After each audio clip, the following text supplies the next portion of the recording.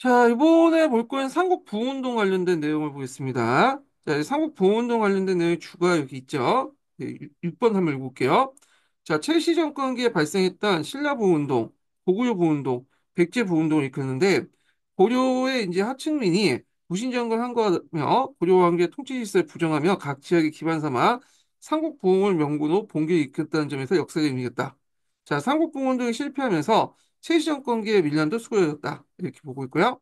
자충민의 그 항쟁이 이제 격화된 가운데 13세기에는 삼국 부흥운동까지 발전했는데, 자, 일단 이제 김삼인과 호심이 본 게 신라 부흥운동이 있다고 했죠. 그래서 요거는 이제 하나의 해석이에요.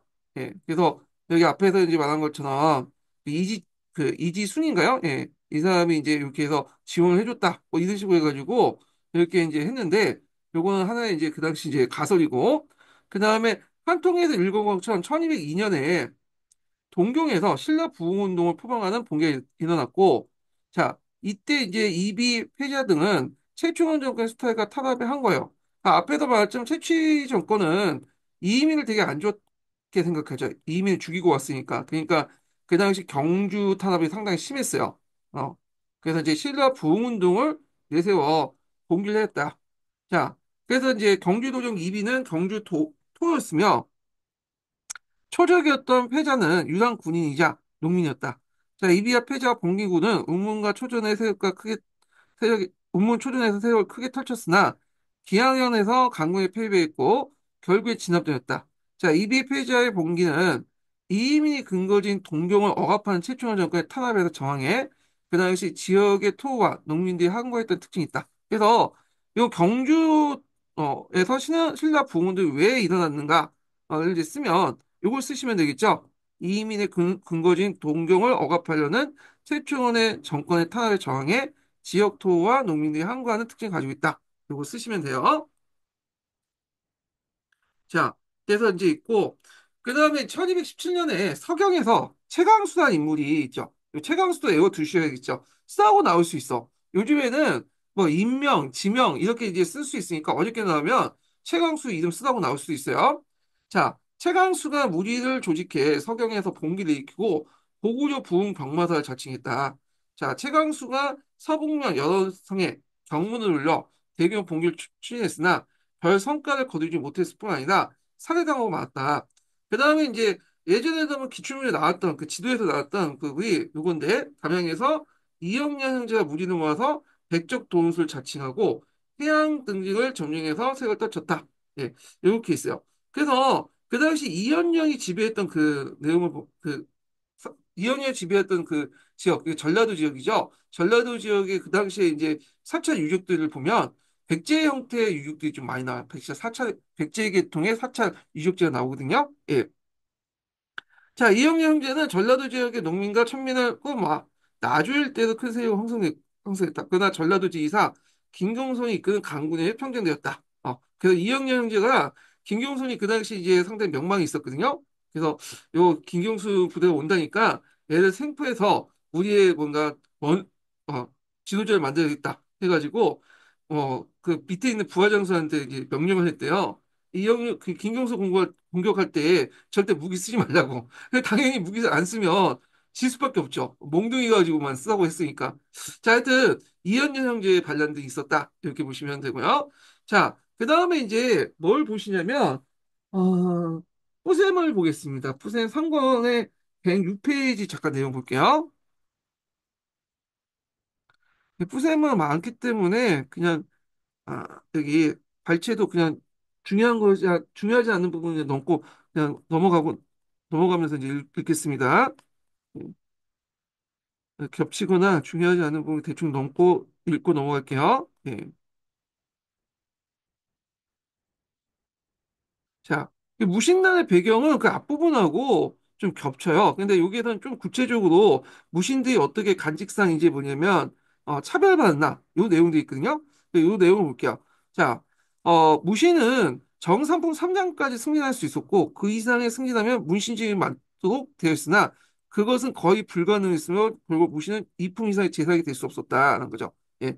그리고 군사행정에 담당하는 병부의 판사와 상서는 모두 문신이 차지했으며 외적에 대한 출정군의 평상시 지휘부의 원수, 부원수도 모두 문신을 맡았다는 거. 그래서 이제 우리가 알고 있는 강감창이나 그런 사람들 다 뭐냐 김부식이나 예, 무관이 아니라 문관이었죠, 문관. 이 아마 송나라 때 그 뭐냐 관례를 이제 받아들인 것 같아. 이건요. 그냥 군사적 성격이 강하게 띠고 있는 양계 병마사 역시 무신이 차지했으며 노상 경례에서 그 당시 무신들 최고 삼장군 삼품 삼장군이 무신의 문신과 전 삼품과 동등하게 대우를 받는 등 사회적인 대우에도 차별이 있었다. 자, 여기 보면 노상상견이라는 거 웃으면 길가에 가다가 서로 이제 인사를 해야 되는데 그 당시 이제 누가 먼저 인사를 하냐 그런 거죠. 근데 이제 그때 이제 등급에 따라서 품계에 따라서 이제 높으면 좀 인사를 먼저 하는 게 아니라 낮은 사람들이 먼저 하고 그 받아주는 그런 건데 그때 이제 관계에서 볼 때 정상품 상장군이 종상품과 동일하다. 그러니까 정상품이 종상품보다 뭐냐면 높잖아요. 근데 서로 길거리에 맞는 이때는 상호 간의 경례를 해야 돼. 원래 원칙대로면 문신 종상품이 무신 정상품한테 경례를 먼저 해야 되겠죠. 인사를. 네, 이런 것도 있다는 거죠. 자, 그 다음에 이제 이런 정치, 사회, 경제로 차별 대우를 받은 문신들은 의종의 실적을 얻으면서 불만이 높아갔고, 자, 그때 이제 의종은 실춘대 왕실의 권위를 회복하고자 했으며, 한때 무신들을 우대하고 군사 분야에 중시하면서 문무군영을 꾀하는 개혁 정치를 허용했으나, 문신 지배층의 특방에서 제대로 정치를 발휘하지 못했다. 그래서 이제 무를 중시하는 정책을 포기함으로써 문무 대립을 조정할 수 없었다라는 거죠. 그래서 이제 의존과 문신이 노닥거리는 그 내용도 있고 이제 쭉 읽어보시고요. 자, 그다음에 무신론의 반발 등이 있는데 요게 이제 그 무신론이 일어나니까 대규모 이제 뭐냐면 그 문신들의 어떤 숙청 작업이 일어나요. 그래서 이제 이걸 경인의 난이라고 하는데 요거 용어 좀 외워주세요. 예. 그래서 보통 이제 그 문신들이 많이 사륙을 당하잖아요. 무신난이 일어날 때. 그래서 이제 경인의 난에서 한번 일어나고, 그다음 계사의 난에서 한번 일어나. 계산의 난이 일어난. 그래서 두 번에 거쳐서 대규모 사륙전이 일어났다. 그래서 이때 사륙전 관련된 내용을 볼게요. 자, 정중부 이방, 이구가 원래 세 명이 이제 주도를 했는데, 정중부는 얼굴마담이었고, 실질적으로 이게 주는 이방과 이고죠. 그래서 지네끼리 싸우다가 얘를 죽이고, 그래서 정중부가 이방을 죽이고, 이렇게 됐죠. 자, 주모했으며 순건군을 모아서 국왕을 따르던 문간과 대소 실려 숙간을 이제 뭐냐면, 숙직 관료를 얘기하는 거예요. 몰살했다. 그리고 개경에 가서 무릇 문간을 쓴 자는 서리라도 시를 남기지 말고 모조리 죽여라. 그래서 외쳐면서 모든 많은 문신을 살해했다. 국왕의 거제도로 그다음에 세자들 진도로 내쫓았으며 대신에 왕제였던 인양고호를 왕으로 삼았으니 이게 명종이다 했는데 근데 주의할 것은 그렇다고 문관을 다 죽인 건 아니에요. 예. 살아남은 문신도 있고 무관도 계속 있어요. 왜냐면 국가를 유지하려면 문관이 계속 필요하니까. 자, 하여튼 뭐 이렇게 있고 그 다음에 이제 이 밑에는 이제 각자 읽어보시면 될 것 같고 그다음 반무신단의 전개 과정을 좀 보겠습니다.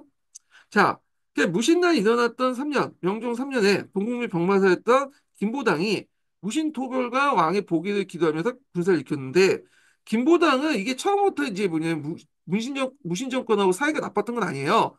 어느 정도 친밀한 관계가 있었고 그러다 보니까 이제 뭐냐면 동국민 병마사로 임명받겠죠. 그렇지만 이거는 좀 이 김보당이 좀 약간 액션을 취한 것 같아. 마음에 없는 행동을 한 것 같고 자, 그래서 이제 그 당시 이제 전황을 다시 세우려고 했던 건데 이때 동북면 지방마사인 한어건이 그한 한엉 한엉군이 발음이 안 되네. 예. 그래서 동국면 지병마사였던 한엉군이 또 군사를 일으켰다. 이 지자라는 건 대행하다는 거. 원래 병마사는 이제 파견되지 않고 그 지병마사가 파견되거든요. 자, 그래서 이제 장승성 등을 하여금 경제도에 있는 국왕을 데려다 계집으로 이제 했다. 이 계집은 이제 경주를 의미해요. 자, 김보당나는 다음 달 안북도부에서 그를 붙잡아 보냄으로써 진압되었다. 김보당의 나는 거사한 지 한 달도 못 되어 주동세력이 와야 되고 두 달을 넘기지 못해 완전히 실패로 돌아왔다. 김보당이나 한원군 같은 친인척으로 연결된 이들이 이난에 다수 참여했으며 이들은 자주문생에 매여진 인물도 포함했는데 김보당 난후에 의종 24년 하를 벌였던 많은 문신들이 대규모 할을 했죠. 그래서 문신이 대규모 죽었던 난이 경인의 난하고 요 계사의 난이다. 좀 기억을 해주시면 될 것 같고요.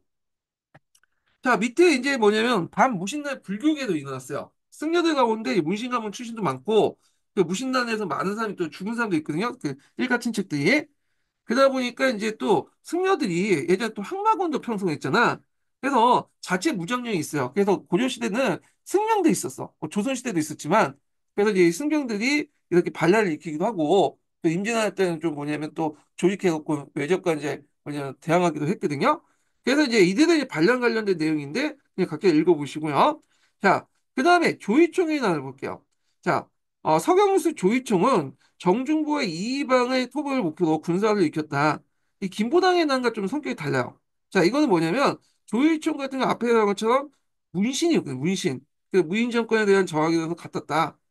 그래서 이제 여기는 똑같지만 출신이 좀 다르고 그 다음에 이제 또 서북민의 어떤 지방 차별 관련된 저항 이런 것도 이제 볼 수 있겠죠.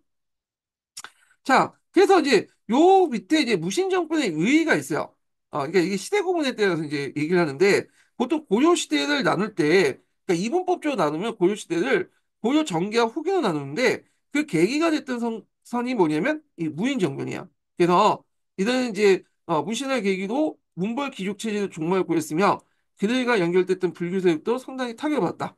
그래서 무신론을 고려 정기와 후기로 나눈 분석을 보기도 한다. 이렇게 있죠.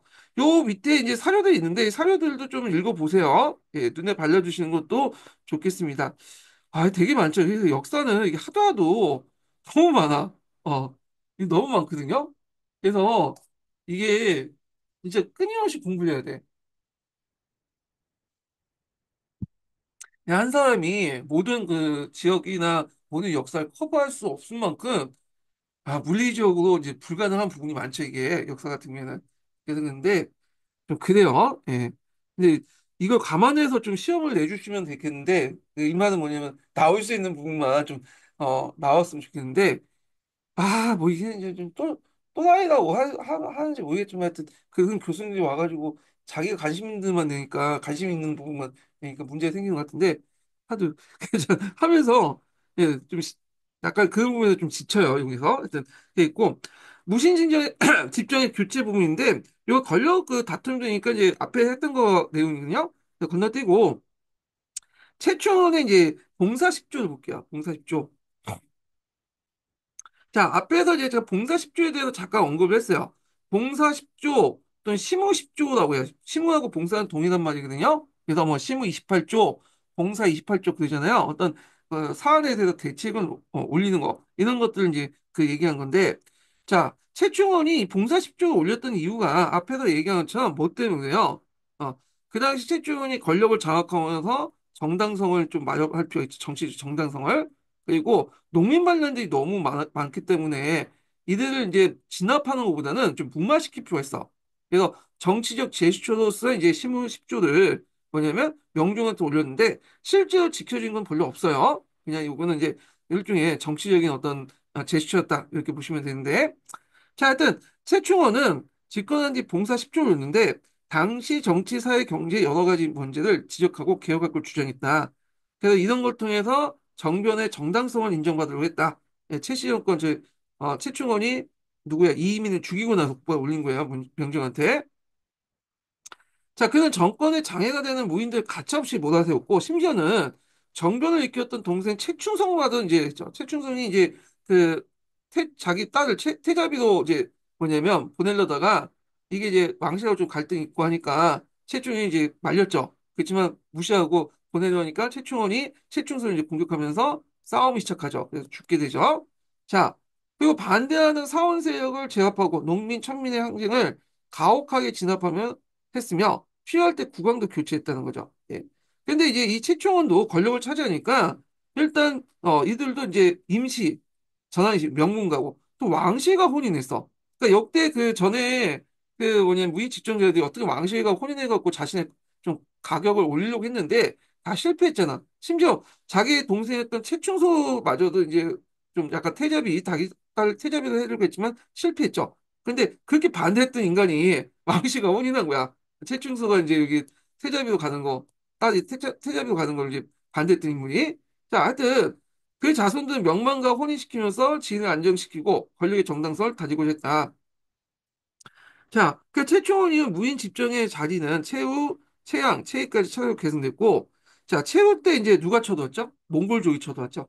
몽골에 침해받아서 무인 정권 위기에 처했지만, 강화도를 천도하면서 정권 영장을 깼다.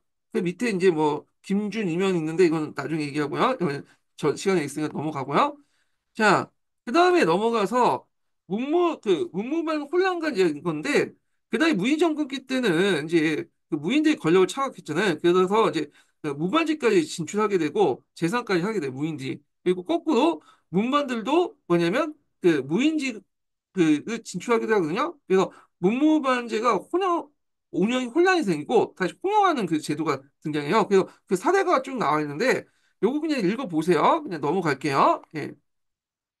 뭐 치부행위는 그냥 읽어보시고 이거 시험 문제 안 나오겠죠. 자, 새로운 문신대 등용을 보겠습니다. 자, 이 새로운 문신의 등용은 이제 뭐와 연결되냐면 신진사대부의 기원하고 연결돼 있어요. 신진사대부. 그래서 전에 얘기했지만 최시 정권 때는 과거 시험을 많이 보았다고 했죠. 과거 시험을. 네. 그리고 이제 이때 능문능리, 문에도 능하고 행정신문에도 능한 이런 지방 향리 출신들이 많이 등용했어요. 왜냐하면 종전에 권문 세족들, 그러니까 문벌 귀족들은 좀 부담스럽잖아요, 정치적으로.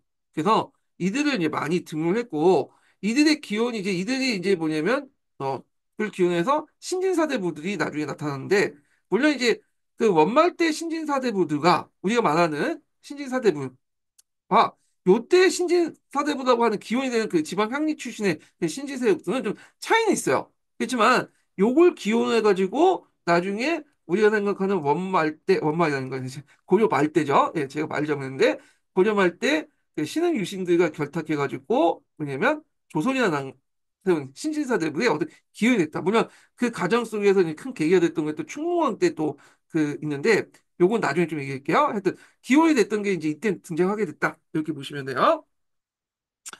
자, 무인들은 집권 초기에 문신들에게 되게 적대적이었죠. 많은 문신을 처단했으며 살아난 문신들의 권한을 축소하고 그들을 의심했다. 그러나 형식 정치에서 무인들이 이끌어나갈 수 없으므로 문신들의 도움을 받았죠. 뭐 재정이나 행정 같은 거는 글이나 노하우 같은 것들이 있어야 될 거예요. 식견이나.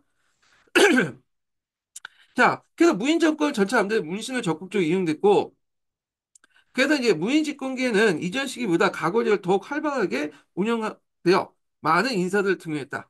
자, 이때 새로 등장한 문신들은 과거의 문벌 기족과 연결되기보다는 지방의 토착 세력들에 기반을 두는 경우에 강했다. 따라서 신진세력 때 크게 약진했다고 할 수 있다. 그러나 이들은 행정신문을 담당했을 뿐 활동에 제한을 줄 수밖에 없었다. 그러나 최후 때 가면 문신들 우대하고 이들의 정치 운영에 적극적으로 이제 활용하여 많은 문신들이 중앙정계에 활동할 수 있는 공간이 확보됐다. 뭐 정방이라든지 서방 같은 걸 통해서 했죠. 근데 역시 최고 이제 권자는 무인들이 차지하고 되어 권한과 활동이 제한적이었다. 이렇게 했는데 자, 이때 이제 그 활동했던 인물 중에 대표적인 사람이 이규보라는 사람이야. 이규보. 우리가 동명왕평을 썼던 그 사람이 유명하죠. 이때 활동하는데 나중에 이규보가 죽고 나서 그 당시 그의 문집들을 모아가지고 만든 것이 동국 이상국집인데 이 동국 이상국집은 누구의 이제 지원을 받아서 만드냐면 최시정권의 지원을 받았던 거야. 최시정권. 예. 그래갖고 이제 그 동명왕평하고 최시정권으로 서로 연결됐어. 물론 이규보의 동명왕평은 최시정권이 최초에 등장한 이전에 명종 때 쓰여지긴 했지만 이규보가 이제 발탁해갖고 이제 주로 활동했던 건 최시정권이었고 이게 이제 일종의 동명왕표인 최시정권을 뒷받침해주는 어떤 이제 고구려 계승식 이걸 뒷받침해서 되게 이용했다 이렇게 볼 수가 있죠. 그래서 요 동국 이상국지 이규보 여기 좀 기억을 해두시고 자 그다음에 이제 정방과 교정동 사병을 볼게요. 앞에 이제 중방 관련된 내용 있죠. 상장군, 대장군 이렇게 있고요. 정방이 이제 인사행정 신문했고 최고대에 설치했고 원래 무반의 인사행정은 2부, 무반의 인사행정은 병군데 정방에서 이제 행해졌죠. 그래서 이제 있고 그 다음에 최충호 때는 교정도감에서도 인사행정했어요. 근데 이제 나중에 최후 때 이때서 이제 정방 됐다 이렇게 보는데 자 여기에 보면 정방에 간직이 나오거든요. 이거 외워두세요. 예전에 기출 사료도서 나온 건데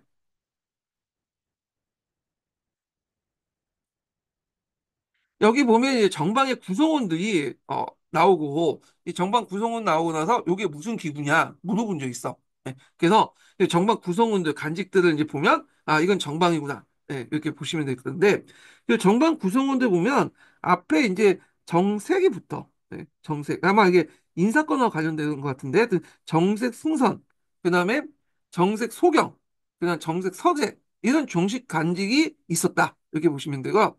자, 일단은 여기 직접 전환을 만들어요. 전환은 이제 인사 명부죠. 인사 어떤 그, 예를 들어 어, 이부상서가 있으면 그 이부상서 누가 앉힐 것인가에 대해서 그게 뭐냐면 그 올려요. 정안을 이제 이렇게 작성해서 올리면 여기에서 결제를 맡아. 어, 전주를 강정하며 그 정안에 따라서 이제 인사 명부에 따라서 전주 인사권을 이제 뭐냐면 간장하며 국왕이 결정한 거야. 그러니까 이 말은 뭐냐면 여기에서 일단 문서를 작성해서 이제 올리면 여기에서 이제 최시정권에서 이제 여기에서 도장을 찍고 최종적으로 이 국왕 결정하는 거야. 얘가 이제 우리식으로 따지면 개원이고 개원을 해갖고 이제 문서 올리면 여기에서 한번 검토를 해가지고 여기에서 최종 결정했다 이렇게 보시면 돼요. 예. 자, 그래서 이런 걸 보면 공식기구적 성격 있죠. 왜냐하면 최종 결정은 국왕의 결재를 받잖아. 그렇지만 국왕의 결재는 형식적인 거고 이미 이제 여기에서 올리는 것서 여기까지 이미 이제 뭐 실시정권이 왔다 갔다 하는 거죠. 여기에서 뭐 올리고 여기에서 검토하고 여기에서 이제 결제하는데 요거는 형식적인 거고 여기에서 하니까 실시정권 인사권을 장악했다. 이렇게 보시면 돼요. 자, 그래서 인사임장의 정방을 이제 전당케 함으로써 간임 및 그 후보군에 대한 사적 충성을 유도했죠. 왜냐면 인사권을 가지고 있으면 인사권을 가지고 있는 사람한테는 충성을 할 수밖에 없잖아요. 예. 지금도 뭐 어떤 조직이나 그렇죠? 자, 그래서 최후 때 많은 문인들이 배출했는데 그때 이규보나 금이, 김창, 박원인데 이 사람들 좀 외워두세요. 뭐 이규보는 너무 유명하니까 이제 안 나올 것 같고 예를 들어 이런 사람들이 딱 나오면 이런 사람들이 언제 활동했냐? 최후 때. 이렇게 이제 보시면 어디에서 정방에서 이렇게 물어볼 수 있어. 그래서 이렇게 있고 요 자료 1번과 11번과 12번은 찾아서 꼭 보세요. 자, 그러면 정방이 이제 나중에 최시정권 이후에 어떻게 됐냐? 이렇겠죠. 자, 정방은 국가기구였어. 그래서 다른 무인정권이기 때 만들었던 이제 정치기구는 무인정권의 종말과 함께 사라졌죠. 예를 들어 뭐 교정도가 없어졌잖아요. 이 최시정권 이후에는 계속 남았었지만 무인정권 완전히 없어지고 나서 없어진 데만 해도 정방은 국에 종속되었다. 자, 정방은 되게 왕권이 강할 때 폐지됐다. 반대로 신권이 강할 때는 뭐냐 분할인데 왜냐하면 이 정방을 차지했던 애들이 누구냐? 검문세족들이야. 검문세족들. 검은세족들이 인사권을 장악할 때 이걸 잘 이용했다고 했죠. 예. 물론 왕도 이제 정방을 좀 이용하긴 했어요. 그래서 이 정방을 이용하면 뭐 이렇게 여러 가지 이제 그 절차적 과정도 있죠. 이런 것들 이제 무시하고 할 수 있기 때문에 예, 이런 것들을 이제 즐겨 차렸죠. 자, 명칭은 그때그때만 달라요. 그래서 이제 뭐 지인방 또는 차자방 이렇게 부르다 상황 때 상서서를 개편했다. 뭐 이렇게 근데 정방의 별칭이라고 보시면 돼. 그때그때.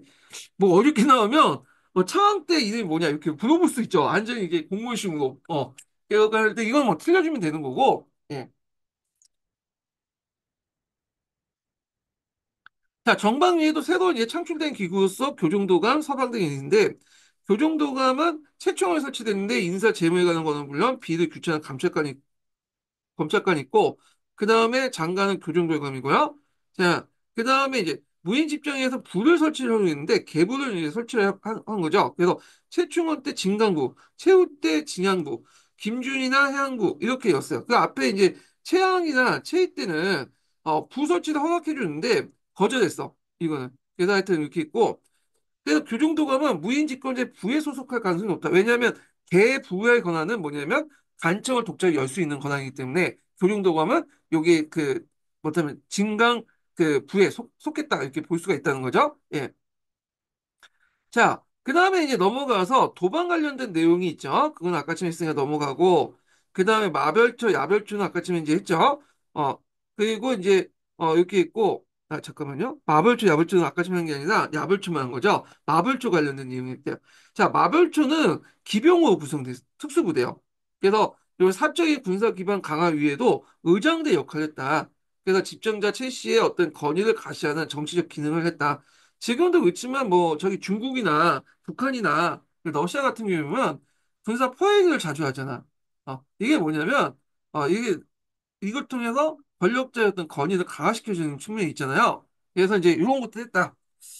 자, 그 다음에 이제 이렇게 있고 밑에 한번 좀 읽어보겠습니다. 쿠데타에 성공한 무인 정권은 하급 지배층의 불만을 전제에 설립하여 종전의 문벌 귀족 중심의 체제를 타파하는 데 큰 의미를 가진다. 정치 운영이 종전의 문신 중심에서 무인 중심으로 바뀌었으며 기존의 정치 기구를 이어받는 한편 새로운 필요에 따라서 정방 교정도 간 서방을 뒀다. 그리고 사병이 도방을 뒀죠. 그래서 문신 중심으로 정권이 운영됐지만 과거제는 오히려 활발하게 운영돼. 특히 최씨 정권 있죠? 지방에 기반을 둔 신진 세력들이 대거 뭐냐면 중앙을 진출하는 계기가 되었다. 이렇게 보시면 되겠습니다. 그래서 그 뒤에 있는 사료도 다 뭐냐면 중요한 사도잖아요. 이거 외워두시면 될 것 같아요. 이거 외워두는 게 아니라 읽어두시는 게 좋을 것 같아요. 이거 외울 수 없죠? 예, 많이 혼나오네. 자, 그래서 이제 쭉쭉 이제 한번 봐두세요. 제가 이거 다 읽기는 좀 시간이 걸리니까 그냥 넘어가는데 일단은 중요한 거고 여기 보면 이제 자료 11번 사료가 있어요. 요거는 봐주세요. 이거 예전에 기출사료수상 두 번 나왔거든요. 이게 뭐와 관련된 내용이냐면 정방 관련된 내용이에요. 정방. 예. 그래서 정방을 이제 보면 요게 이제 여기 있죠. 정색 승선, 그 다음에 정색 상서, 정색 소경, 정색 서세. 요런 뭐냐면 내용들이 나오면 이게 뭐다? 요거는 아, 정방이다. 이렇게 보시면 돼요. 그래서 이렇게 제가 문제 내면 예전에 기출문제 모의고사를 냈는데 이렇게 해놓고 이게 뭐냐. 그러니까 아마 예전에 기출문제도 그렇게 나왔을 거야. 이게. 그래서 이 사료가 중요하니까 자료 11번 꼭 봐주시는 게 좋을 것 같습니다. 예. 자, 그래서 이제 이렇게 해서 한번 살펴봤고 그 다음에 이제 원나라 관련된 내용을 보겠습니다. 그래서 이제 무인 정권 시기 때 그 당시 그 몽골족이 우리나라를 쳐들어왔잖아요. 그래서 이 관련된 내용을 이제 볼게요. 그리고 우리나라가 이제 간섭도 했고, 그래서 이제 근데 먼저 우리나라 쳐들어와서 간섭한 내용 보고 나서 그 후에 이제 뭐 그 몽골 간섭기 때 그 여러 가지 개혁도 있었죠. 그 국민당 개혁. 그렇게 이제 연결시켜서 이제 먼저 보겠습니다.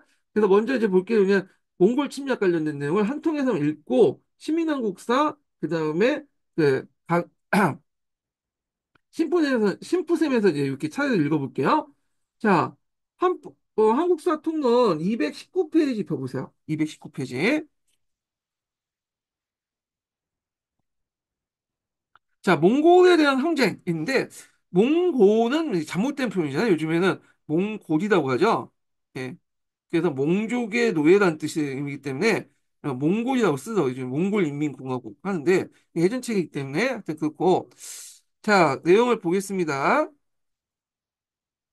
최신형권 확립됐을 때 고려는 밖으로부터 몽골의 압박을 받아 커다란 시장을 꺾었다. 그래서 13세기 때 들어와서 동아시아 국제정세에 일대 변동이 일어나고 있었으니 그건 몽골 세력의 흥기였다. 자, 몽골공원의 유목민족이었던 몽골족은 금의 세력하에 있었는데 13세기 초입에 태무진이 영웅에 등장하면서 여러 부족들을 이제 통일하고 칸에 올랐죠. 이게 징기스칸이죠. 자, 그래서 이제 있고 두 번째 단락부터 이제 읽을게요. 자, 고려가 몽골과 이제 처음으로 접촉하게 된 것은 1219년 이게 고종 때죠. 강동성의 거란족을 몽골과 함께 공략하면서다. 그래서 그 당시 몽골족들이 이제 그 만주제국으로 이제 들어오게 되거든요. 자, 그때 이제 여진족 밑에 있었던 통치하는 거란족들이 반란을 일으켜요. 해갖고 이제 있는데 이 반란군들이 이제 그 당시 몽골군하고 싸우다가 또 쫓겨나갖고 우리나라에 들어오게 된 거야. 이 강동석. 그래서 이때 이 강동석의 역이라고 하는데 강동석의 역을 통해서 처음으로 이제 뭐냐면 몽골과 합동작전을 하게 돼요. 예. 그래서 이제 이 관련된 내용인데 한번 읽어보겠습니다.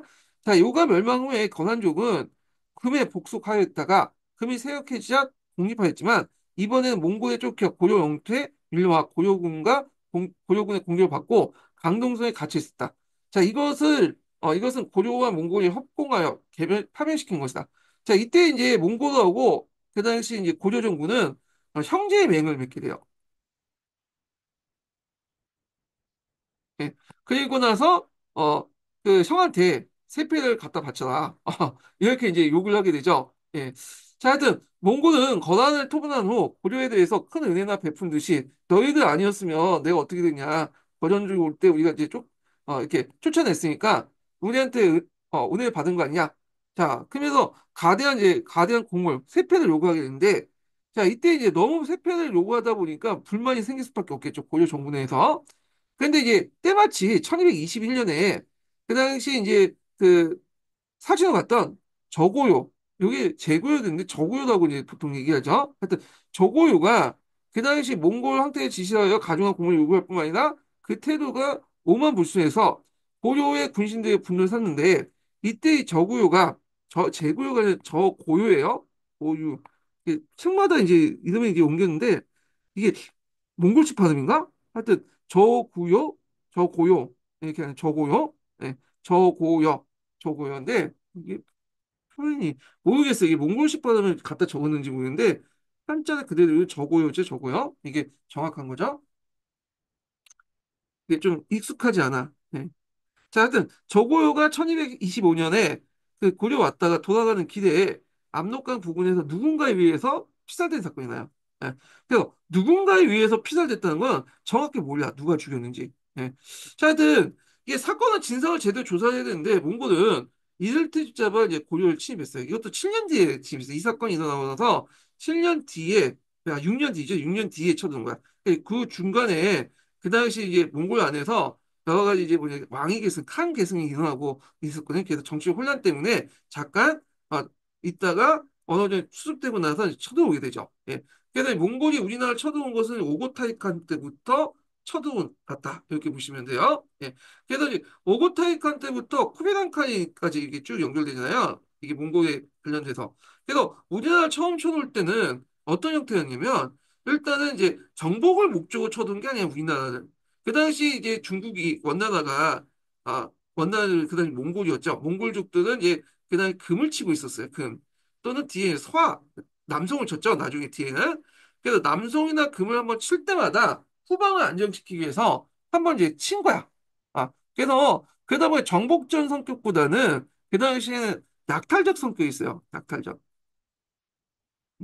그래갖고 보통 이제 언제 오냐면 가을에 쳐들어와. 청고마비라는 계절 있잖아. 가오에 가서 거기 이제 뭐냐면 그 들판에 있는 이제 국기들 다 걷어가지고 거울까지 지내죠. 봄에 다시 들어와. 그래서 이제 이런 식으로. 그래서 출래 먼저 가오에 가서 그, 그 뭐냐 봄에 어 이게 후퇴하는 방식으로 쳐들어왔어요. 그래서 뭐 침략 횟수에 대해서는 여러 가지 좀 학설이 있죠. 그래서 이제 있는데 대개 이제 통론에서는 7번에서 한 8번 이렇게 이제 보고 있어요. 그냥 7번에서 8번 정도 이렇게 보고 있다. 자, 근데 이제 그 후에 7차 때나 8차 넘어가면 7차 원정 이렇게 넘어가면서 이 사람들이 이제 성격이 이제 바뀌어. 이제 침략전이 아니라 정복전으로 바뀌어요. 정복전. 정복전으로 바뀌고 아예 그 눌러 앉아가지고 그냥 뭐냐 이 지역을 통치하려고 하거든요. 그리고 이 쿠비나 칸이 등장하면서 뭘로 또 바뀌게 되냐면 조공 채통관계로 바뀌어요. 어, 채통관계. 이게 코비나이는 원나라 이제 한마디로 중국식 왕조를 세웠잖아요. 그래서 이제 그때 때마치 누가 항복하죠? 고려의 원종이 항복하고 왔다가 우연찮게 쿠미나이칸한테 그 뭐냐 만나죠. 그 당시 쿠미나이칸은 그 당시 몽케 자기 형이 죽고 나서 그 자기 동생하고 막 싸우고 있었거든요. 아이카 북인가 그 사람하고 싸우고 있었는데 쿠미나이가 이제 뭐냐면 그때 우연찮게 조우한 거죠. 몽고 고려 사신을 조우해갖고 원종을 만나고 너무 기뻐가지고 그동안 이제 뭐냐면 몇 번 쳐도라도 항복하지 않은 고려가 이게 그 있었는데 이 고려의 왕자가 직접 와서 나한테 항복하는구나. 그래가지고 이제 너희들 살려줄 테니까 나한테 조국만 잘 맞추라 하는 것을 약속을 하죠. 구두 약속인데 이걸 세조 구제 원칙이라고 해요. 세조 구제 원칙. 이걸 이제 뭐냐 충령할 때 문서화시켰죠. 예. 그래서 이때부터 이제 뭐냐면 고려는 대원제국의 종속국이 들어간 거야. 그렇지만 이제 독립은 유지됐죠. 자, 하여튼 뭐 이렇게 이제 있는데 1차부터 해가지고 총 한 7차, 8차 정확한 게 이제 뭐 책마다 좀 다른데 6차, 뭐 7차, 8차 이렇게 나오는데 하여튼 뭐 그래요. 1차부터 한 7차 정도 이렇게 보시면 돼요. 7번이나 8번 정도 공격을 해갖고 1차에서 5차까지는 주로 이제 침략전 그다음에 6차 때부터는 이제 좀 정복적 형태로 나갔다. 이렇게 이제 보시면 되겠습니다. 자, 그러면 이제 내용을 보겠습니다. 자, 1차 침입부터 볼게요. 자, 몽골은 1차 침입은 1232년 고종 18년 있었죠. 요게 이제 최후 정권 때죠.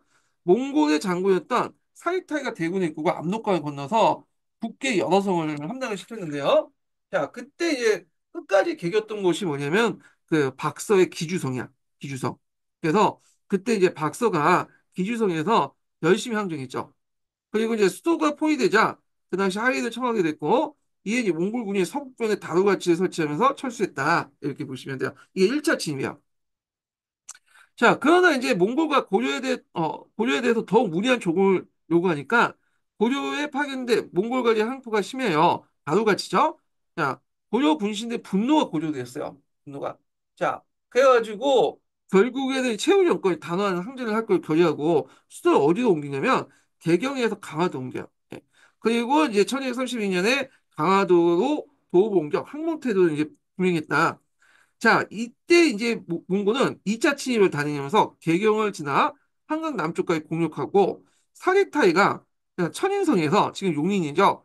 이 천인 부곡이라고 해서 이제 요 지역이 이제 부곡민이 살았던 그 지역인데 그 김유한 그 승려 출신이 있어요. 승려가 사살되어 처형됐다. 엄밀히 말하면 사리타이가 김유한에게 사살된 건 아니고 싸우다가 사리타이가 이제 날아온 화살에 우연찮게 어, 맞아서 죽었거든요.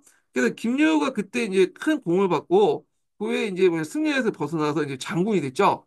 그리고 3차 침입이었던 충주선 전투에서 큰 역할을 했던 사람이 김윤우야. 그래서 이 김윤우는 2차 침입 때 그래서 큰 승리를 했고 그때 이제 천인선 전투에서 큰 승리했고 3차 침입 때 이제 뭐냐면 충주 아니 3차 침입이 아니다. 제가 깜빡했는데 그때 이제 5차 침입인가요? 네, 5차 침입이죠. 5차 침입 때 충주선에 크게 승리했어요. 그래서 상당히 뛰어난 인물이었어요. 김윤호 좀 외워두세요. 예.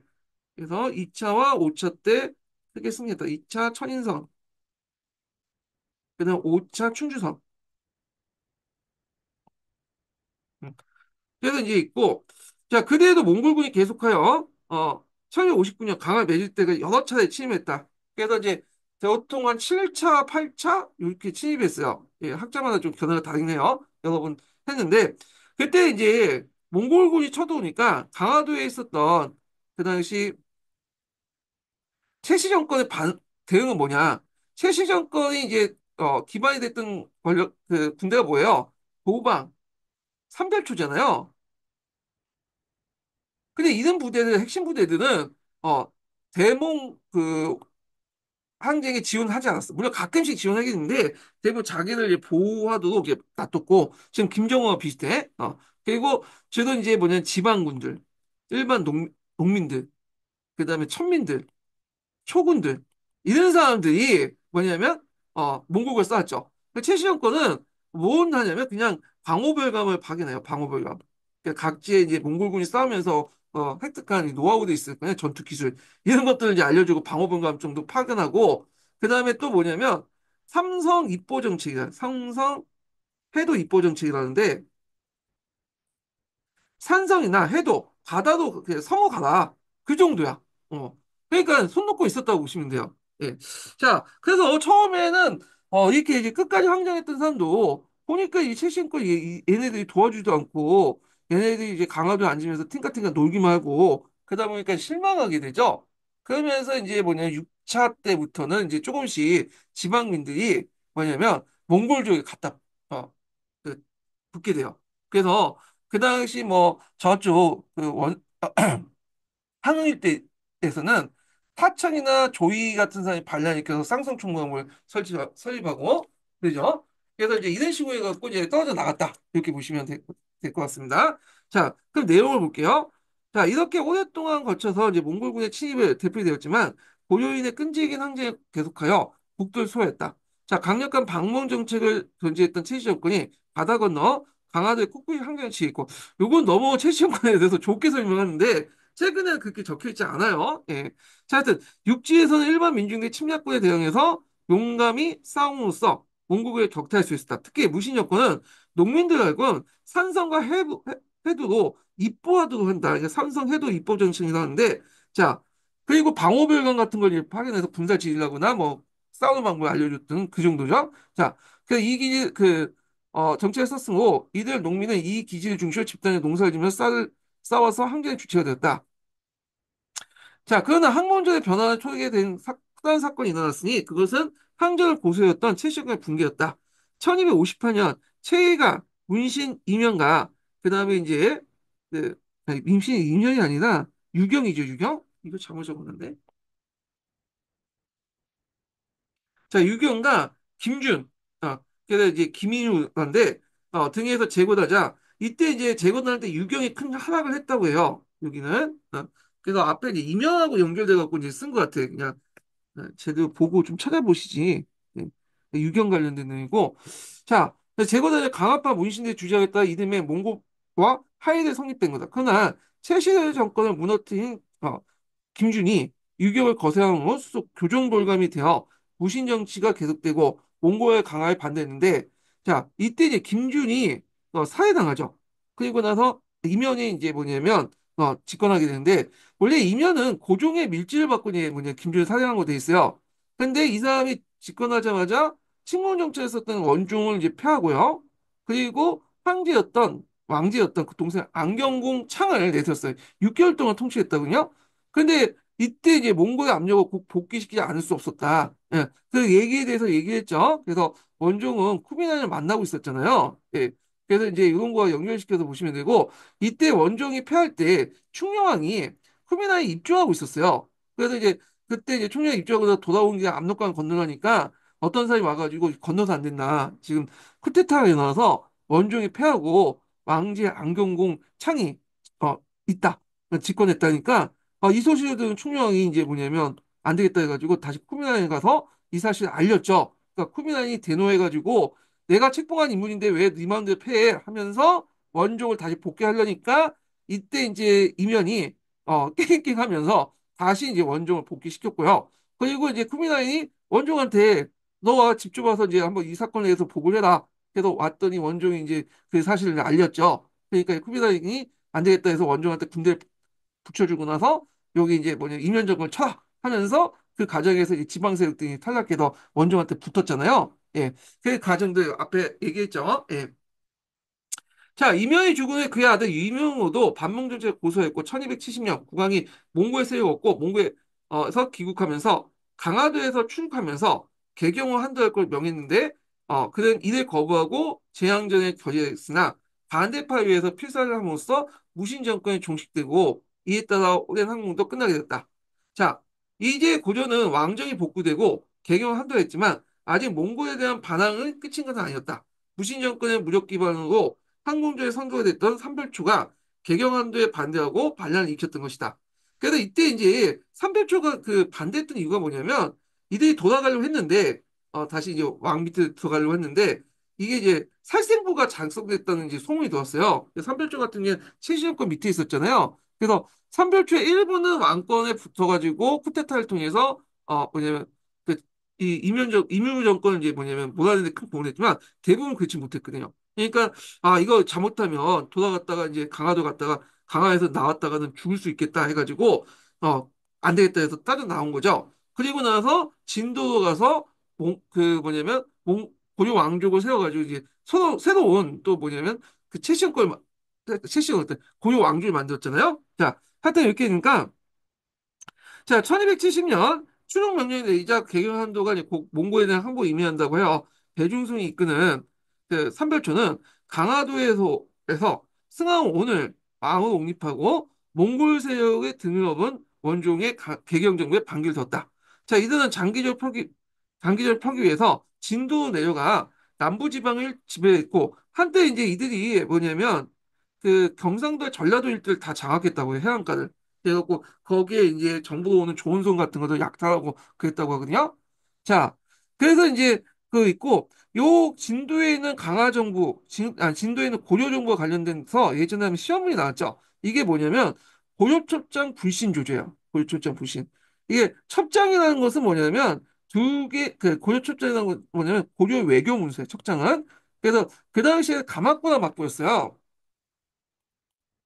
일본이. 그다음에 감학거나 막부는 해외 정세에 좀 많이 무지했거든요. 그런데 고려 첩장이 이제 두 개의 고려 첩장이 너무 이상한 거야. 어떤 고려 첩장에서는 뭐냐 그 쿠미날 칸을 찬양하고 쿠미날 칸의 연호를 쓰는 반면에 다른 첩장에서는 이제 푸르나카를 비난하고 몽골족 비난하면서 했단 말이에요. 그리고 우리하고 손을 잡고 이제 뭐냐면 몽골족 치자. 또 앞에 그 첩장에서는 아니다. 우리가 이제 몽골하고 이제 들어갔으니 너희도 항복해라. 뭐 그런 내용인데 두 개의 이 고려 첩장을 보니까 좀 이상하거든.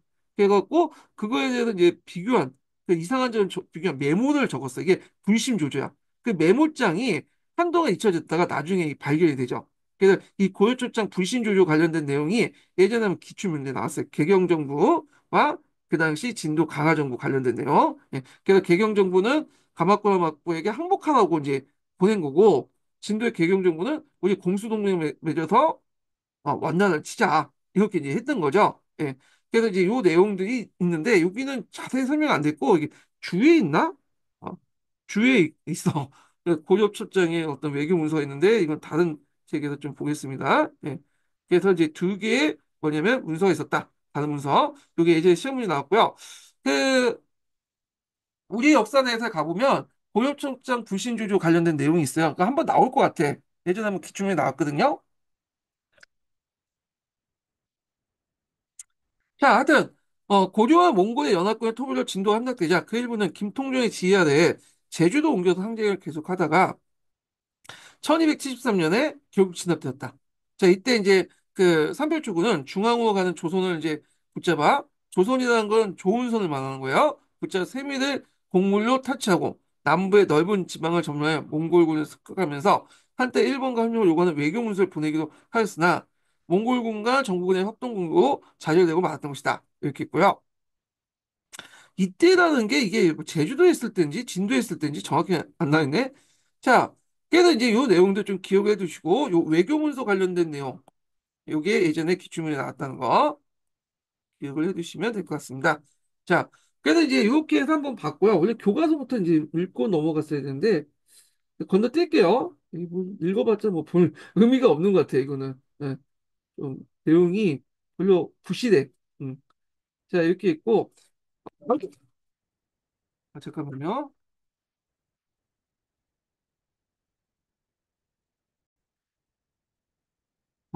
물이 쏟아져 갖고 잠시 중단됐어요. 예.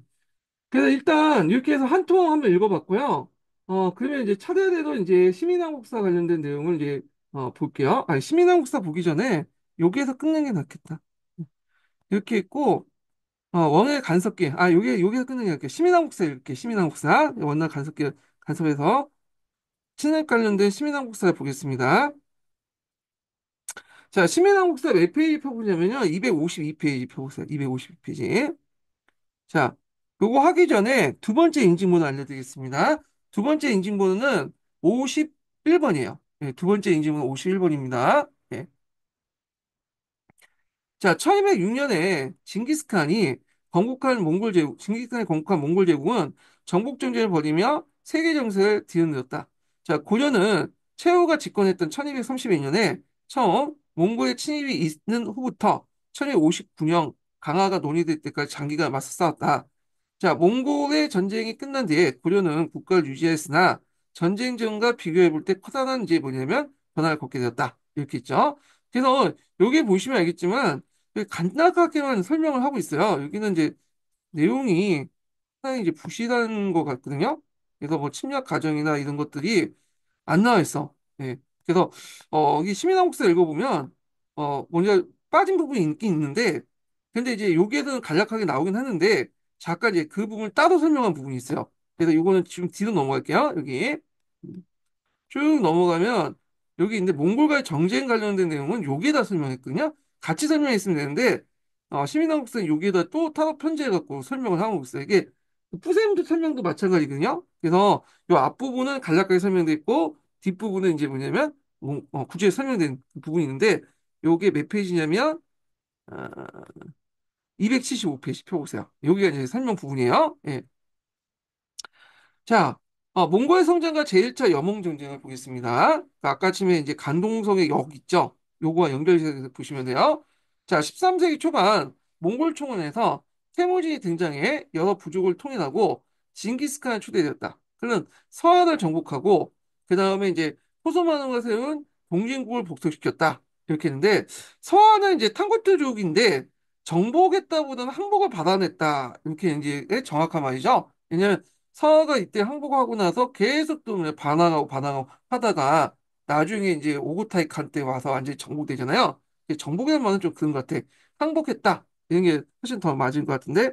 자, 하여튼 이렇게 있고, 자, 몽골이 금을 공격하면서 거란족은 금의 지배를 벗어나 대요수국을 세웠다. 그러나 몽골이 대요수국을 멸망시키자 몽골군에게 쫓겨 거란족의 남은 무리는 금산과 금시 왕자가 어, 그 거란족의 남은 무리인 금산과 금시 왕자가 수만 명을 거느리고 고령도 침입했다. 고려는 3년에 걸쳐서 거란족과 싸워 서북방의 평양 북동쪽에 위치한 강동성에서 그들을 고립시켰다. 자, 이때 이제 몽골군은 동진군을 시야에 두고, 동진군은 어떤 군대냐면, 이게 이제 대여수군 거산족이잖아. 근데 이 동진군은 여진족이 세운 그래요. 그래서, 그 당시 금나라가 이제 몽골과 싸울 때, 금나라의 장수가 한 명이 나와서 동진국이라는 나세웠고, 요때 이제 이 동진국이 몽골군에 항복을 하는 식으로 해서 들어갔죠. 그래서 이 동진군은 그 당시 이제 만주를 지배했던 만주에 있었던 그러니까 만주를 지배했던 여진족이 세운 나라다. 근데 몽골족 밑에 들어가서 몽골족의 부용군이 되었다. 이렇게 보시면 돼요. 계례군이 되었다. 이런 거. 그래서 그 당시 몽골군이 고려 공격할 때 항상 동진군과 같이 이제 공격해 들어오거든요. 예, 이렇게 있는데, 자, 하여튼 몽골군은 동진군 시야에 두고 고려에 진입해 고려 측에 군사 식량 지원을 요청했다. 최초원 정권은 조충과 김치혁의 몽골군 지원을 허락했고 몽골, 동진, 고려 연합군이 강동성을 포위 공격해 권한적으로 경멸했다. 자, 이후 고려와 몽골 사이에는 어, 형제 매약을 맺게 몽골이 형이 되고 고려가 아우가 되는 형제 매약을 체결했고, 자, 이후 이제 몽골은 매년 사신을 보내 막대한 공물을 요구했는데 그 사신들이 너무 무리하면 고려 측에 불만 쌓이던 중 1225년 몽골 사신 착오로, 이게 저고요라고 하고 이게 아마 이 발음인 것 같아. 저기 뭐냐면 몽골식 발음인 것 같아요. 하여튼 차고가 귀국하면서 그 압록강 유역에서 도적에게 살해당하는 사건이 발생인데, 이게 도적에게 살해당했다는데 정확하게 몰라요. 이거는 아직 미지의 사건이죠. 예, 그래도 너무 이건 어 섣불리 판단한 것 같아. 쓴 분이. 하여튼 몽고는 이들 고려 측의 소행으로 의심해 관계를 단절하고, 그때 우리나라 이제 처음으로 이제 쳐들었던 게 오고타이래요. 우구데이, 오고타이가 이렇게 이제 있고 사이타에게 이제 고려 친구를 명했다. 이게 몽골의 제1차 침공의 시작이었다. 자, 사리타이가 이제 지휘하는 몽골군은 북계의 주요 성을 대거 함락하면서 남진했고, 고려는 기주, 자주, 서경에서 침공한 몽골을 공격했고, 1232년 11월에 대규모 방어군을 편성해 안북부에 몽골군과 접전을 벌였으나 패배했다. 자, 이 몽골군의 성공대가 남지의 개경을 포위하자 고려는 몽골군과 강화를 치게했고, 강화의 결과 몽골군을 철수했지만 그 당시 다루가치를 임명했죠. 예. 그래서 다루같이 배치했죠. 그래서 고려의 내정을 감시했다. 이렇게 보시면 되겠습니다. 예. 자, 2차에서 6차 염원정전을 볼게요. 자, 최후 정권은 몽골이 최침입한 것을 대비하여 항전의 장기간에 따라서 예상하여 1232년 6월에 전격적으로 이제 강화청도를 당했다. 강화청도는 몽골군이 수정에 약하다는 점을 충분히 활용하여 그 당시 이제 간 건데, 이 강화가 이제 그 당시 섬이었잖아요. 예. 지금도 섬이지만, 예. 근데 이제 이걸 말하는 게 아니라 원래 강화도는 세 개의 섬으로 구성됐다고 해요. 이렇게 중간에 이게 뭐냐면 뻘이 있었고, 그래서 이제 요걸 이제 그 수를 정하면서 많은 인구가 여기에 거주하게 되니까 여기에 이제 간척 싸움을 하게 되는 거야. 그래서 이제 간척 싸움이 요때 이제 하기 시작해서 조선시대 숙종 때까지 계속해요. 그래서 지금 강화섬이 하나 섬이 되었다. 예, 예전에 세 개로 나눠져 있는데, 자, 하여튼 이렇게 있는데, 몽골군이 수정에 약했다는 거는 맞긴 맞는데, 이미 이제 몽골군 같은 경우에는 이때 당시에는 세계 곳곳을 정복하고, 또 정복된 군대들을 또 자기 편으로 끊어서 거기에서 뭐 여러 가지 공성전이나 수정 같은 걸 익혔거든요. 그러니까, 몽골군이 마음만 먹었으면 강화도를 함락할 수 있었어요. 근데 다만, 뭐냐면, 몽골 입장인데 이 고려 정부를 공격해서 멸망시키는 게 주 목적이 아니었죠. 그러다 보니까 이제 후방을 치는 목적이기 때문에 그냥 건너준 거야. 살려만 주고 그냥 와서 후방을 견제하는 목적으로 계속 공격해 왔던 거죠. 자, 그다음에 하여튼 충분히 활용했고 지방민을 해도와 산성으로 이제 입보하는 그리고 유도하는 대몽 방어 전략이었다.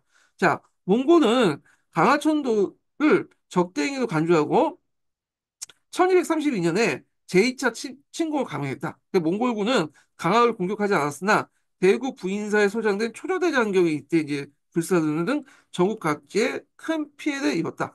초조대장경을 제가 이제 나중에 대장경 할 때 좀 얘기할 텐데 요건 거란족이 쳐들어올 때 이제 이걸 뭐냐면 막기 위해서 만든 거잖아요. 예. 근데 이거 없앴어.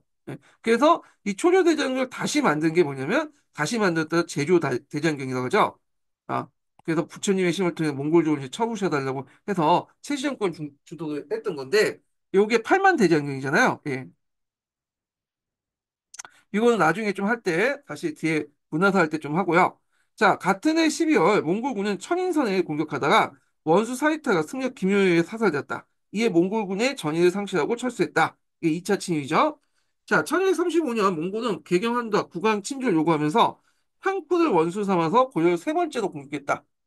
여기 3차 침입인데, 자, 요때 3차 침입 때 이제 볼 게 뭐냐면, 경기도 안성에서 죽주산성 있어요, 죽주산성. 죽주산성에서 그 당시 민병이 크게 승리했다는 거예요. 민간인 부대들 해갖고 민병이 승리했고, 근데 이제 아쉽게도 그냥 경주의 항로사 구축 목탑 있죠. 요게 이때 소실됐죠. 3차 침입 때. 1238년 경주에 항농사 및 항공사 구축 못탑이 불타는 등 5년에 거쳐 엄청난 인적 물적 피해를 했다. 그래서 이제 고려는 영령군 왕준을 고종의 아들이라고 위장해 몽골의 동에 타평을 이끌었다. 고려 같은 경우에는 주의할 게 뭐냐면 몽골하고 싸우면서도 계속 뭐냐면 사신을 보냈어요. 우리가 잘못했으니 좀 물러나달라. 근데 이제 원나라에서는 또 무슨 말이냐 너네들이 뭐냐 강화도에 있는데 이게 항복의 진정한 의미냐 하면서 강화도에서 다시 개경으로 돌아와라.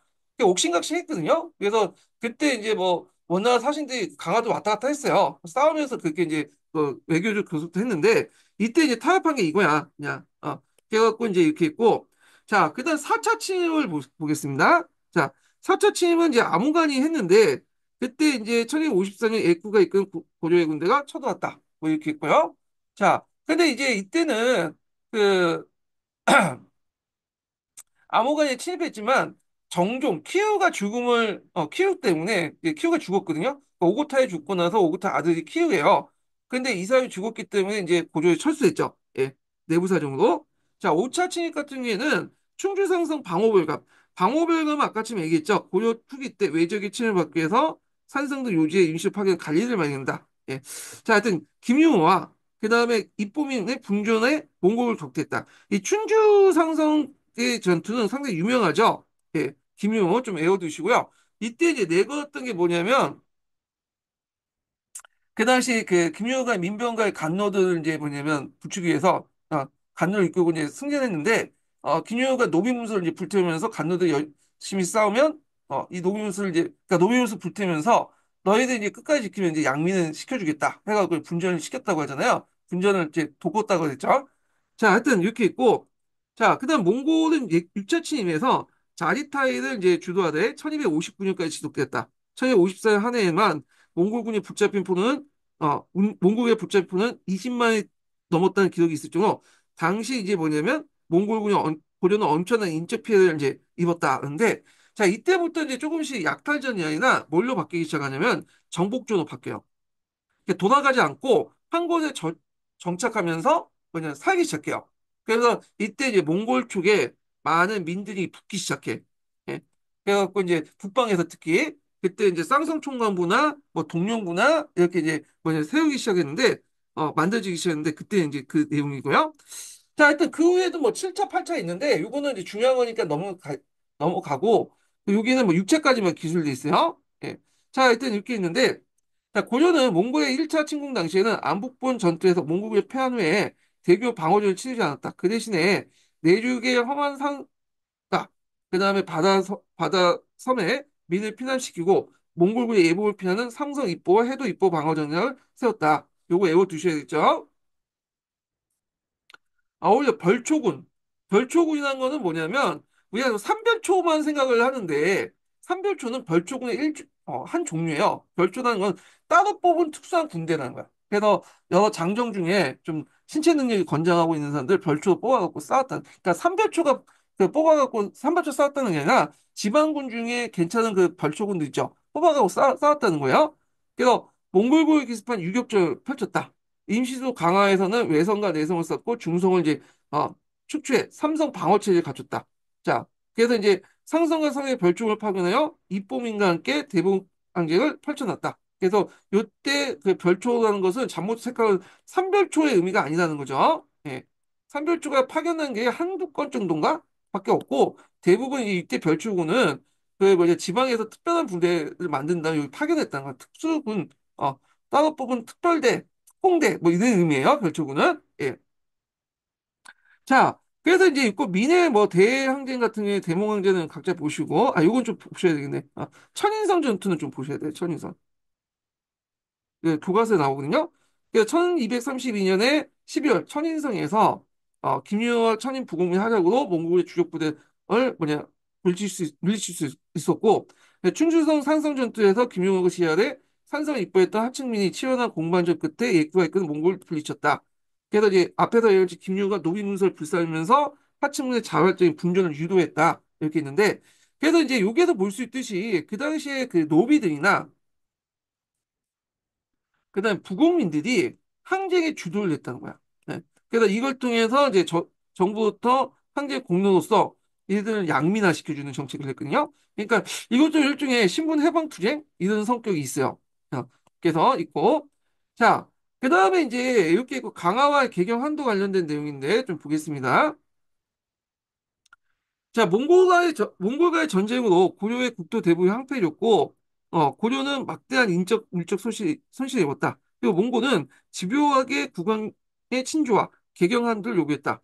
자, 최후가 사망하고 최양의 권력을 승계했으나 최씨 정권 내부의 분열과 군사력 한계, 강화도의 대두 등으로 대몽항쟁을 더 이상 지속할 수 없는 상황에 봉착했다. 그런 가운데 1258년에 최씨 정권의 간호 출신이었던 김준과 강한 혼자 대표는 유경이 협력하여 선별초를 동원해서 체제를 사회했다. 자, 이때 행정사법명에서 왕권이 부분적으로 회복됐지만 군사력을 장악한 김준이 새로운 권력자로 부상됐다. 김준은 강화도를 수용했으며 1259년 태자들, 이 태자는 원종을 얘기해요. 네. 자, 태자가 직접 길을 떠나 세조 쿠비나의 강화를 맺었다. 그때 이제 세조 구제의 원칙, 그래서 그 당시 고려는 생존권을 인정받고 생존권은 그 당시에 이제 뭐냐면 쿠비라이는 어, 채권권을 주는 거죠. 채권권 얻었죠. 이 육사를 이제 뭐냐면 또 수행하고 이런 것들. 예, 그래서 이렇게 해서 있고 이걸 세조 구제 원칙 이거 두시면 되고요. 고려는 고려 왕실의 채권권, 아니, 생존권 얻고 그 육사 수행을 약속하고요. 대신에 쿠비라이카는 이제 아니 잘못 얘기했는데 다시 할게요. 고려는 생존권을 이제 인정받고 육사는 요기죠. 쿠비라이는 채권권하고 육사 이행을 이제 요구했던 거죠. 쿠비라이는 채권권하고 육사 이행. 자, 하여튼 이렇게 있고, 자, 이를 통해서 장기간에 걸쳐 염원 정쟁은 종식됐다. 세자는 이제 기록했는데 이게 원종이죠. 그래서 원종은 이명과 힘을 합쳐 1268년 김준을 제거했으나 권력 문제를 둘러싸고 이명과 갈등을 불거졌고 권력을 잡은 이명은 원종을 폐위시키고 고종의 둘째 아들이었던 안공공을 이제 뭐냐면 국왕에 세웠는데 이에 당시 몽고에 있다가 귀국 중이었던 세자, 이 세자가 충녕왕이에요. 충녕왕이 압록강을 건너려고 했는데 뭐냐 노비 출신의 어떤 사람이 와가지고 건너지 말라고 해서 알아보니까 쿠데타가 일어났다는 거야. 그래서 세종 쿠비라한테 이제 다시 돌아와서 군대와 통을 요청해 부왕을 복위시키기도 했고 원종은 복위됐다. 이렇게 했죠. 자, 그래서 이명이 사망하고 그의 아들 이명우가 이제 정권을 계속해서 오래가지 못했다. 이렇게 했는데 잠깐만요.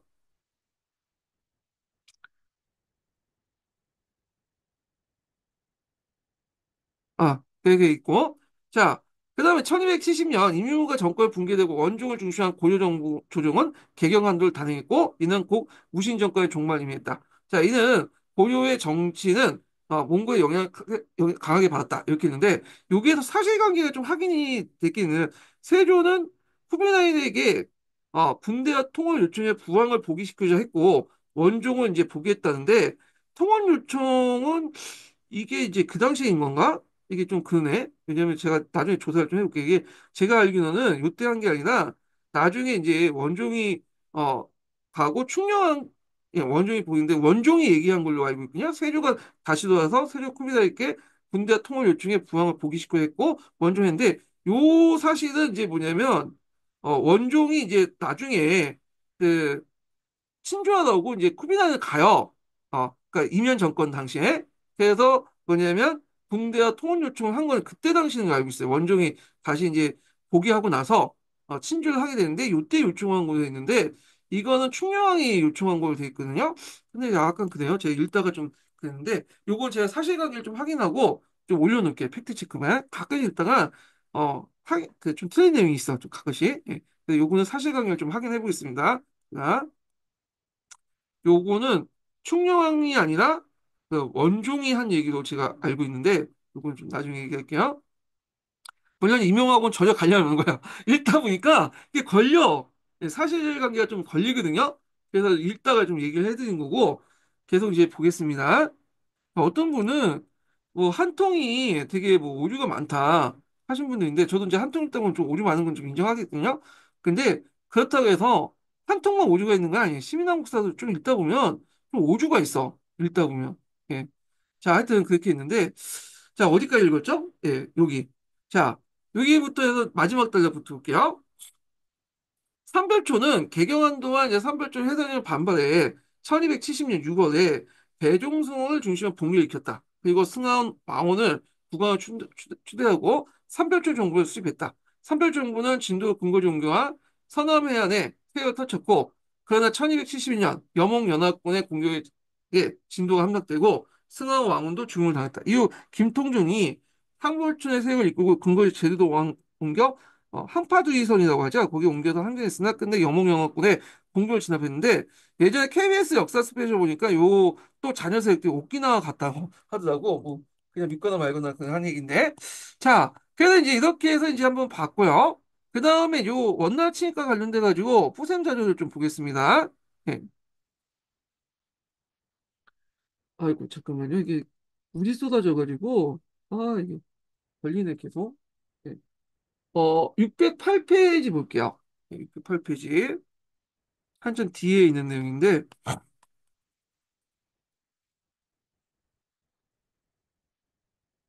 쭉쭉 넘어가겠습니다. 608페이지.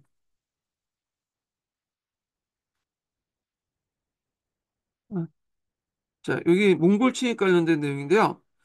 여기는 이제 앞에 읽었던 내용을 이제 건너뛸게요. 예. 그리고 강동석의 영 같은 게 있고, 저고요 관련된 내용이 있고요. 그 다음에 1차 침입에 직면한 최후 정권은 개경에 지키면서 항전하겠다는 불가능한 생각이 강화도 전도했다. 이건 잘못된 거예요. 앞에 읽은 1차 침입이 아니라 2차 침입이에요. 2차 침입.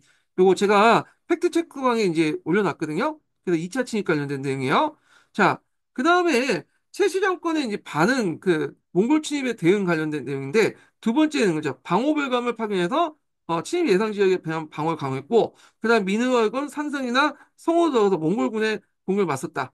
삼성 입보 정책이고, 그 다음에 이제 시민한국사 내용을 이제 보면, 뭘 이제 했죠? 예, 별초군을 이제, 파견했다고요, 별초군. 근데 이 별초군은 잘못하면, 삼별초라고 이제 생각하시는 분들인데, 그거 아니고, 요때 별초군은 따로 뽑은 특별한 분사라는 거야. 지방군 중에 뛰어나는 애들 뽑고 삼별초를 직접 이제 파견한 거는 별로 없어. 한두 번 있을까 말까요, 그거는. 예. 자, 그래서 이제 이런 것도 좀 기억을 해두시면 되고요. 자, 그다음 마지막 단락을 볼게요. 몽골의 침입에 대해 고려는 대규모 부대 동원에 의해 정면전을 피하고 필요했던 소규모 유격주는 치고 빠지는 거죠. 이거 언제 어떻게 고구려 때부터 이게 양전. 그래서 중국 세력 쳐들어오면 정면으로 싸우는 게 아니라 산성에 응고해가지고 있다가 치고 빠지는 방법으로 했잖아요. 예.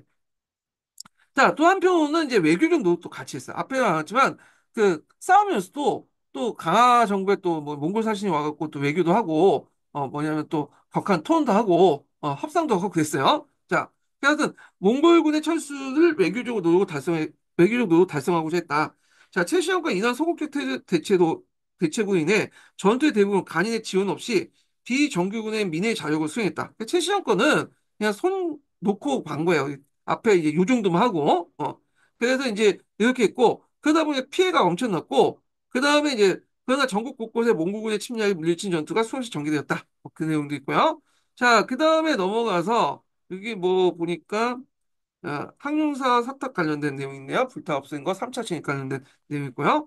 그 다음에 기주선 전투는 이제 있으니까 한번 보시고, 그 다음에 초정에 관련된 내용인데, 이거 한번 읽어보세요. 마산의 초적이 이제 와가지고, 뭐, 최후하게 찾아가서, 뭐, 침략을 막기 위해 전투에 참여했던, 뭐, 이런 내용이 있어요. 한번 읽어보시고, 그 다음에 천인선 전투 얘기했죠. 김영훈 관련된 내용인데, 여기에서 이제 그 일반 백성들 중에 간원들은 다 도망하고, 노군하고 잡류만 나와서 몽골을 물리친 싸움이었다. 노군, 노비, 잡류라는 것은 이제 뭐냐면 일반 서리집 중에 좀 낮은 사람들 얘기야. 좀 이고 자, 그 다음에 넘어가서 쭉쭉 있는데 그 다음에 이제 이만산성 전투가 있어요. 이만산성 전투.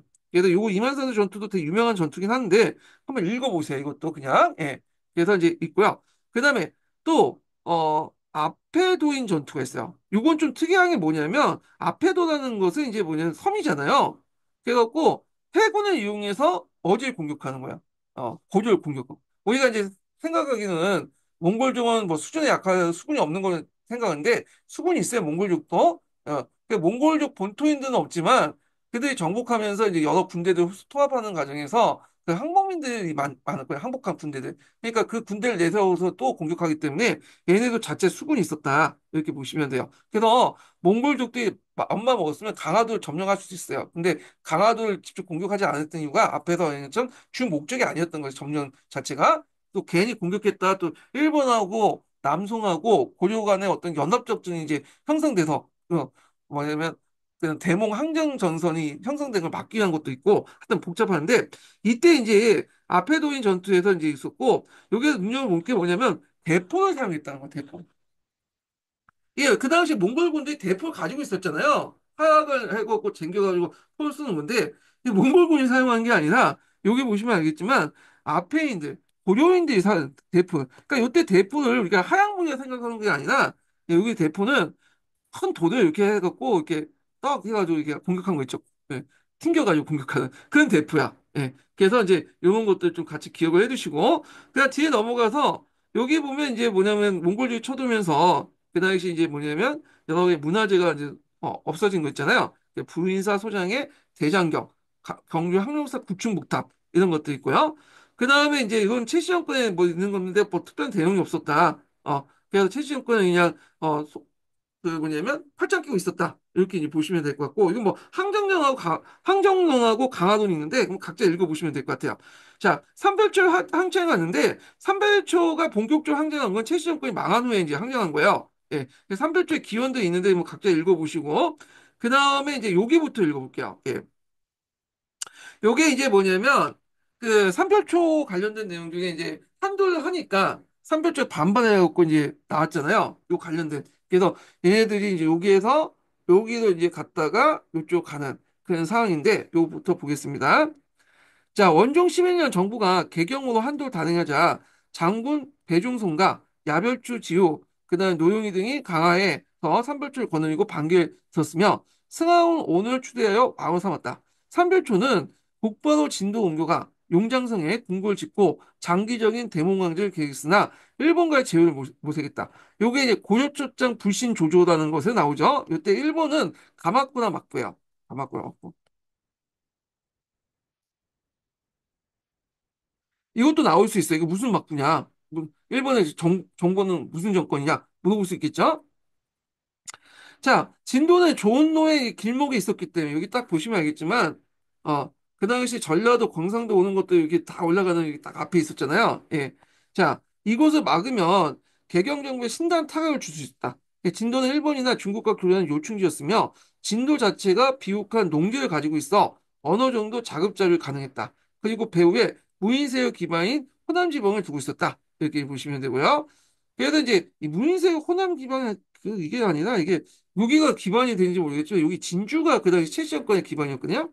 요건 잘 모르겠어요. 하여튼 뭐 넘어가고. 자, 그 다음에 이제 삼별초와 진도의 근거를 두고 대몽항에 적극적 포방하자 뭐 대부도의 주민과 경상도 밀성인까지 호응했다. 뭐 이렇게 있고요. 그리고 이제 삼별초가 이제 남해 일대, 전라도 일대 영향을 주게 됐고, 이 관련된 내용은 이제 각자 이제 보시면 될 것 같고, 삼별초가 어디까지 공격했냐면, 나주까지 공격했어요. 그 당시 전라도 중심 지역은 나주였거든요. 예, 나주까지 공격하고, 심지어 전주까지 올라가려고 했어요. 예.